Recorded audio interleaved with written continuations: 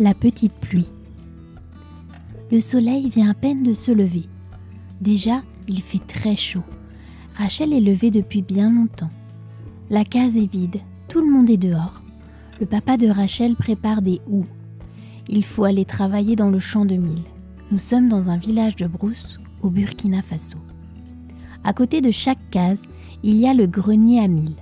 Cela ressemble à un immense panier en paille de 2 mètres de haut, posé sur des pieds en bois. Tous les jours, la maman de Rachel puise dans ce panier pour nourrir la nombreuse famille.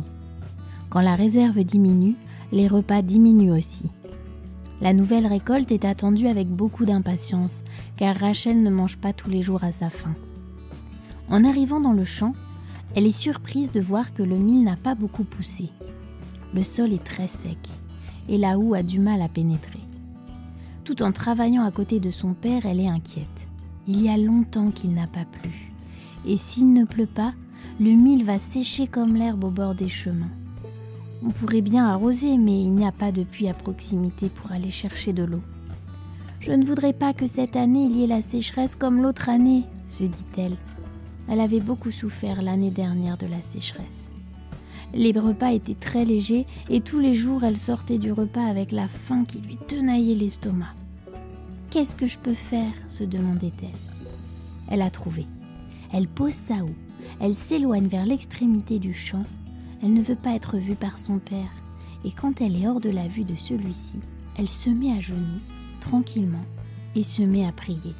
« Seigneur, tu es tout-puissant, tu fais tout ce que tu veux sur la terre comme au ciel.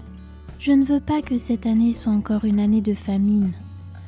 Alors s'il te plaît, envoie vite la pluie avant que le mil ne sèche sur pied. » Elle reste un bon moment en prière. Elle veut être sûre d'être entendue par le Seigneur.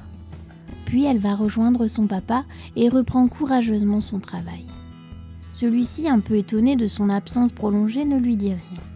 Mais ce qui le surprend, c'est que Rachel s'arrête de temps à autre et lève la tête pour regarder le ciel, toujours bleu. Tout à coup, elle s'écrie « Papa, regarde, des nuages arrivent vers nous !»« Ah, s'il pouvait pleuvoir !» lui répond son père. Rachel est confiante, elle lève la tête de plus en plus souvent. « Je suis sûre que la pluie va arriver !» se dit-elle. En effet, les nuages sont de plus en plus gros et de plus en plus sombres. Enfin, la pluie se met à tomber, fine, chaude et bienfaisante. Elle arrose tout le champ. Le mil reprend des couleurs et même il se redresse. Le sol était tellement sec qu'il faut attendre quelques minutes pour qu'il change de couleur.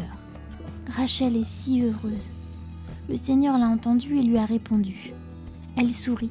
Elle voudrait que ces gouttes d'eau ne s'arrêtent jamais. Après quelques instants, les gouttes s'espacent de plus en plus. C'est fini, la pluie est passée. « Dis, papa, tout à l'heure, tu sais, quand je suis partie, eh bien, je suis allée prier pour que le Seigneur envoie la pluie. Et tu vois, il m'a écoutée. Il a envoyé une petite pluie parce que je suis petite. Mais toi qui es grand, si tu priais, le Seigneur nous enverrait une grande pluie. » Rachel a bien eu raison de prier. Et elle a donné une petite leçon à son papa qui a compris une chose. Si nous ne demandons pas, nous ne recevons pas. Beaucoup d'enfants africains mangent tous les jours les mêmes choses pendant toute l'année. Et beaucoup d'entre eux ne font qu'un seul repas par jour. A-t-on le droit de faire les difficiles ou de gaspiller de la nourriture ? Quand tu pries, pense au pays où il y a la famine. Prie pour que Dieu leur envoie la pluie. Et pour qu'il pourvoie à tous ceux qui sont affamés. Et pour qu'ils t'apprennent à être généreux et à donner aux plus pauvres que toi. Je ne veux pas que cette année soit encore une année de famine.